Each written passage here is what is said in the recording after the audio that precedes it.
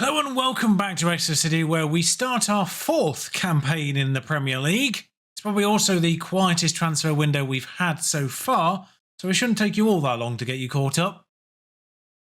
In fact, I think it might be the first year we've had three relatively major outs. We sold our backup right back that we acquired when we were promoted to the Premier League to a team that has just been promoted to the Premier League. Makes sense, really. But Ola Aina was sold for £4 million to Sunderland. He had 1 year left on his contract and he wasn't even worth that in our squad, so Sunderland did win the playoffs. Oh well, at least the time weird derby's back, I suppose. Our backup goalkeeper, Ruslan Nesheret, was sold for £1 million. We bought him for 400k, but Schalke wanted him for some reason, and well, off he goes. It's worth noting he was only regarded as 2 stars, and so is Jack Butland now, so hopefully we never need to use either of them. Brentford wanted to buy Claudio Vinuela. He came through our own academy a few years ago, and he certainly wasn't worth the £6.7 million that Brentford have given us guaranteed for him. Much more if he actually does things. He's bafflingly priced at 11.5 to 13 million there, when his potential ability is maybe 3 stars, but definitely 2. No idea. He's got good mentals, I'll give him that, but he's already 18 and he's only 1.5 stars, and he's inconsistent. But someone from our own youth academy, sorry, 6.25 guaranteed. So Gardarsby to Ghent. Gotta make sure I get the right one there. Yes, Ghent acquired him for £9.75 million. Couldn't get anyone to do 10, unfortunately, but annoyingly. Yeah, a good player, physically and mentally. His technicals are oddly lacking, but he was a competent performer, at least, when he did play. Didn't really play at all last year, and was effectively 5th choice. And the one that might surprise you, and the one that we did get up to £10 million after an initial bid of 9.75 from Shakhtar, I think it was, Sassuolo would opt to do the extra 250k, and he went to Sassuolo for £10 million. A player that I really didn't want to sell, but he had 1 year left on his contract, and he wouldn't agree to be a squad player on a new one, even though he was already on a squad player contract. It's irritating to lose someone who was very consistently good for us. 2 years at a 7, effectively, and scored one of the best goals I've seen in Football Manager last year. But it's still a profit. We bought him for a grand total of 6.75. It was only 4 up front, but he did trigger the extras. So still made about £3 million worth of profit. Wages, obviously, notwithstanding. We start with inbounds, though, and an inbound that was a future arrival that was already agreed for a little while. I tried to get him in a couple of times. Tried to get him last year, and he wouldn't agree to sign without a work permit. So I tried again in this March or April, and he did agree to sign without a work permit, and then he got a work permit at the second time of asking. So he's now valid to play for us. His mentals are okay, his physicals are pretty good, and certain technicals are fantastic. The rest of them are terrible. But if we need an AM, he can do all of that. Shadow Striker only lacks finishing, which doesn't seem to be massively important, and concentration. But meanwhile, the majority of the time, I imagine, will play CM attack when he does play, because he's only lacking tackling there, which we know doesn't matter, and long shots. And yes, he is from Thailand. 700 grand release fee. Tibero is our new first choice right back. I haven't updated new gen faces yet. I was going to wait till the end of the transfer window to do those, but I wasn't really intending to replace his because I love how round his face is. It's a big old face. Hopefully that makes him good at corners, although he is only 5'10". But great physicals, odd mentals that are either great or not that great, and then competent technicals all around. 15 tackling, doesn't really matter, but better marking than Castillo, I think, and forward he's not too bad either. £9 million from Fluminense, one of the league gens from when we popped them in a couple of years ago, and finally agreed to join us. And quite frankly, the only right back within our price range that was an actual improvement on Castillo, surprisingly. Yeah, 20 leadership and 16 work rate. Love it. Should also just mention Augustine Pereira, who arrived from Defensor Sporting, who are our new affiliate, who hopefully will give us a few Uruguayans down the line. Felt only right to acquire one of their actual players for 1.4 million. Again, release fee. Good physicals, decent mentals for some that matter, and the technicals aren't terrible either. He's 2.5 star, could be 3.5, maybe 4.5. Transfer value isn't massive, but he's 6'3". I'm training the jumping reach. He replaces the outbound Stefan Tigges, who I did forget to show you on the outbound, but that's because he's out on loan currently, with a optional future fee. Tenerife came a knocking for Tigges, so I couldn't really deny Tenerife. He's the Tigges replacement. And then lastly, for big money, Ethan AMPADU'S come home. Anyone who watched me, anyone who particularly watched the Sheffield United series knows I love to bring people back home. Yeah, I figured it was about time. This year feels like the year that we might get European football at the end of it. So getting another homegrown club player, and the only one that's any good, seemed like a very sensible idea to do it now. 68 caps for Wales currently. He's only 3 stars, but he does actually cover the loss of both Sangare and Arsby, because he can do central defence and he can do defensive midfield nicely too. Very well rounded. He is 3 stars. It's not exactly the most spectacular of players, but it's arguably the most crucial one I've signed, because that will be important. And that's it. I am sticking with this for this season. AMPADU'S in central defence. That was a quick pick before I started things off here. Would I rather have Ballard or Stones? No. No, I would not. But yes, I bring you back for the first game of the season, and would you believe it? It's Arsenal. Away. One day, we'll have a nice first game of the season. But right now, it seems to be on a rota between Arsenal away, Man City, and Liverpool. We're back to Arsenal again. Reading in the Carabao Cup second round. Hopefully we don't do a QPR like we did last year, but pre-season with the new tactic went, well, we beat Wolfsburg and Ajax. I would expect to beat Aberdeen, Chesterfield and Hanover. Chesterfield asked us for a testimonial. They want me to swap these 2 people over. That's not happening. Because I want the 6'8" man in the middle. Because the goalkeeper's going to be aiming at him from now on. With Prieto and Fernandez on either side. Sanchez in goal. Martin, Avalos, AMPADU. Tiberio with his lovely face. Markovic as the DLP. I'm going to go with the DLP for now. Mansley, Hesham, and then the 3 strikers as previously arranged. The DLP for Markovic might change to a halfback, and then therefore the player might change. Markovic is our new club captain in the absence of Sangare. By the way, he is regarded as our key player, and he is also at the top of the hierarchy in the team dynamic. So I figured, whilst his leadership attributes aren't the best, he's still about 4th or 5th on the list. It made sense to make him captain. I marginally wish AMPADU had slightly better leadership and teamwork as well, because he'd have been in the running. But Prazert, now actually able to have a number because he can play to us, will take the 18. He wants 8, but that's already occupied. And there we can see the Arsenal team at full strength. They did actually lose the Champions League final against Barcelona, so they didn't complete the treble. So I'm so thankful they gave it their all against us in the FA Cup final. So thankful. I'm intrigued to see what their formation is. They did tease me with a 4-3-1-2, which is sort of a semi-meta formation in this year's FM. So that concerns me. Yes, we're the last ones to play. We're playing on the Monday. Lot of goals scored over the weekend. Liverpool with a 6-0 victory. Man United with a 6-2 victory, I think. And I'm fairly certain either Man City or Chelsea racked up either a 5-2 or a 6-3 as well. They only got 3-goal margins, but yeah. So it concerns me. We're away at the champions, and I've gone for a very attacking formation regardless. It's not the most attacking formation. I do have the, as I'll deem it, the full plates waiting as an option in my 3 allotted team sheets if I wanted it, but I'm not doing that against the big teams, as Fernandez actually has a good chance, was the highlight, end of, where of course he has the attacking midfielder rather than the defensive midfielder, but I'm not doing that away at Arsenal on the first day of the season. Excellent tackle by Tiberio there.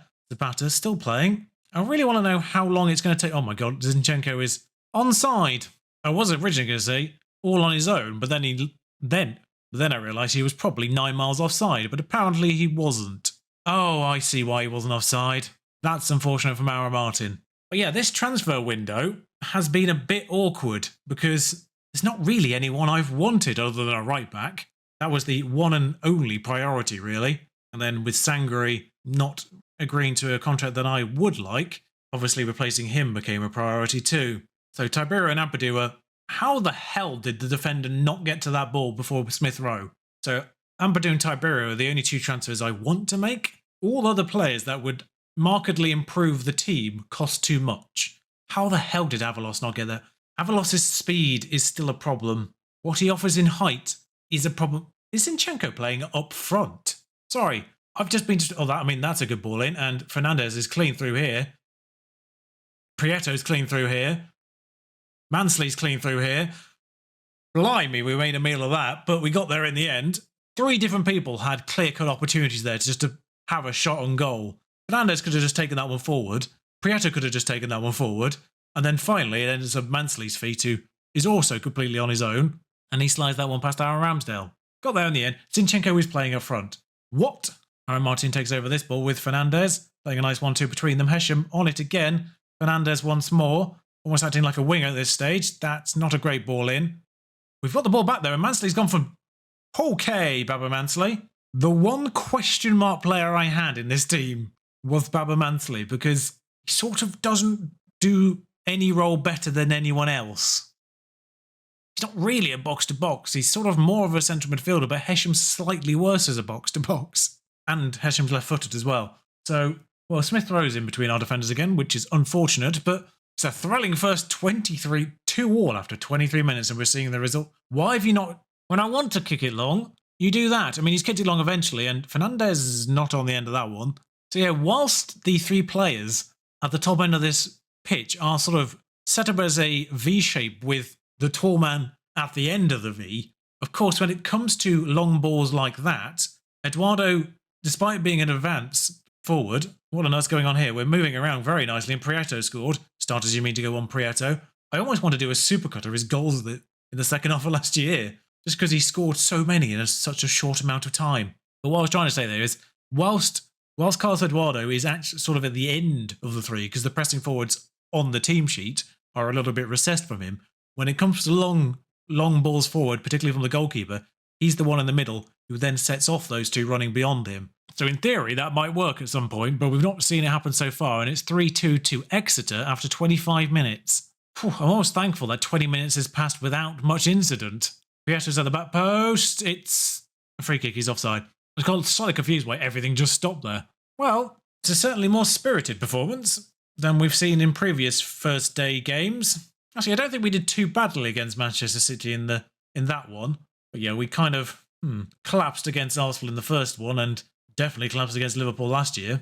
I don't particularly feel like we were deserving of the scorelines in any of them, but we certainly deserve to lose all of them, I think. AMPADU heads that one forward. That's unfortunately only as far as Odegaard. He will play in Tomiyasu on this right-hand side, who is once again just put Smith Rowe straight for the middle. What is the point of forcing people to play wider if they just do that?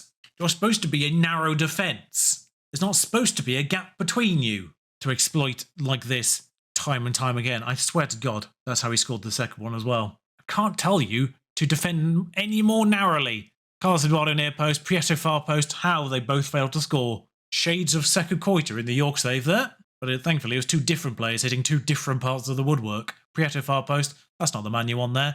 Is Aaron Martin still being told to aim at far post? That might be the problem. Yes, he is. Early considerations had this aiming... Oh, I just realised I probably should have told the right back to aim near post in that case. Early variations of this had Carlos Eduardo on the right-hand side because he's probably a better presser than he is attacking forward. And more to the point, Prieto is probably a better attacking forward than pressing forward. But just because of their heights, it feels more sensible to have Prieto on the right and Eduardo through the middle. Avalos, Aaron Martin. I'll make sure I get that changed permanently after this game. But Aaron Martin again puts that one across. It's going to go to Prieto. He will probably play in... Oh no, he's going for the cross himself. Mepham. Aaron Martin for the third time. Markovic instead. Mansley.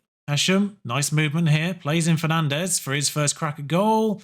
Ramsdale invited the cross goal shot, and he did go for it, just not quite well enough. Arsenal have fallen for the near man, and it's made its way clear. Not fully certain how. And we are deservedly level in the XG now, but unfortunately it's Arsenal the one who's done the equaliser. Well, a 3-3, it's a draw, so encourages the play there. Eduardo nearly in. Tell you what, the number of these highlights, which start with us being nearly in, is it's either concerning or a good sign. I'm not quite sure which yet. Tomiyasu, Zinchenko. Still confused by Zinchenko as a striker. Ward-Prowse tries the ball again, and it is Ward-Prowse, so of course it's still quite good, but not quite for Smith Rowe himself. And Fernandez kept himself on side there. That's good work, and Ramsdale being irritatingly good in this year's game and in real life. Tell you what, the crosses have been weird.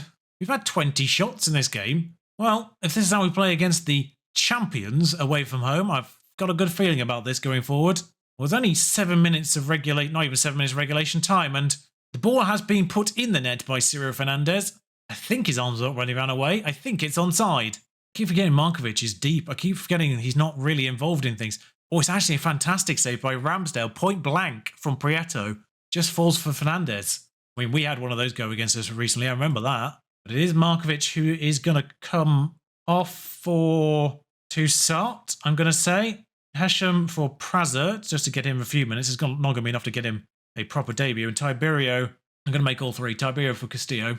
Sergio Fernandez. Move to clear. Zinchenko is now in again. I think we're on attacking mentality, are we not? I can't remember. Mansley gets in the way of that one, though, thankfully. And Hessian back to Avalos. Dangerous. Carlos Eduardo on it, though. And Fernandez, I could see the run already. He's going to take it wide. That's not helpful immediately. Unfortunately, Ricochet as he tried to put it in, but the clearance is only as far as Tiberio. And Tiberio with an assist, maybe? Can he get an assist? It's going to get to Eduardo. Oh my god, another point-blank save by Ramsdale. A whistle has been blown here. What happened? Mansley for his hat-trick scores it. I kind of forgot he was on a hat-trick here. A probably better penalty taker would have been a more calmer choice. But Mansley, thankfully, didn't really take his time in that. He just whistle went, bam, pops it in. And it's 5-3. 5-3! Well, I was concerned about this Arsenal game on the first day of the season. I thought, maybe I'll just play through it this time because we're going to get smashed again. And I'll just bring you back after the entire window is done. Genuinely was about to play through this and I thought, no, you know what? We played Arsenal in the FA Cup final. This is a good marker point to see how much has changed in 3 months. Apparently everything, apart from conceding. Yeah, unfortunately, Prazak wasn't on that pitch long enough to get a rating and therefore a boost. But Ampadu with a 6.5 in that back line is marginally awkward. I feel like he's taken the blame for some of those Smith Rowe goals, even though it's kind of Avalos' fault on one of them for certain. 4xG. I know there's a penalty at the end there, but 4xG against Arsenal, away from home. They're the champions. Oh dear God, I don't think my heart can take it if this is how the games are going to be all season. Although this is the hardest one, he would say. Oh, Mansley, my most question mark player there, comes out of that one with a 10. Yeah, like I say, central midfielder is listed second on his rather than box-to-box down here. Hesham, unfortunately. Actually, maybe I should swap them over. I could just swap the roles over. I don't need to swap the positions. Maybe I should play him as the box-to-box because actually central midfielder attack versus box-to-box is the same. He's slightly better as a playmaker, but unfortunately Markovic is a marginally better playmaker than him. Well, I was concerned it was going to be a goal fest. I'm glad my concerns were warranted, which is a odd feeling. Only one draw on game week 1. It was a 3-3 between Newcastle and Everton. Even that one was 6 goals. Carlos Eduardo had a pretty torrid time in front of goal, didn't he? 3 key passes, 2 chances created, 3 shots on target, 7.6. Not his fault. Not his fault Ramsdale has trigger reflexes. And of course, that was Fernandez's first game for us. I'm certainly not looking at Solanke. Yeah, I'm not going to lie. The one position where I was still looking at players was the box-to-box player. Thing is, the players I want for that, which are sort of Szoboszlai and Koksu, however you pronounce his name, they're both at Leipzig, so one of them isn't playing, but neither want to join. And Szoboszlai's just been massively bidded by Inter Milan. So I think that dream's over. I should also say, that's just changed as well, actually. The pre-season, Aston Villa have just shaded their way up a little bit. Villa, West Ham and ourselves, we're all on 200-1. So we're now sort of regarded in reasonable company. And this is most certainly a mark in which you can make a press for Europe. Newcastle won the Europa League, by the way. So, yeah, there's 8 teams in Europe. And apparently the best team in England is in the Europa League. Meanwhile, Chelsea have nothing. I was about to say I'll bring you back a lot later on than usual. But I've just seen who's at the end of the transfer window. It's our old friends Wolves and then Chelsea away. We did get our first victory against Wolves last time out, but it was only narrow. So again, I think that's a good team to test ourselves against. So I will bring you back directly after the transfer window at the start of September. I'll see you for those. What do you think about the team as it is? Because I don't really know what to do. I've actually still got basically the same amount of transfer budget I started with. In fact, my transfer budget is more than the original budget I started with. And I can't use any of it, really, to improve the team. Oh well, until next time, ta-ra.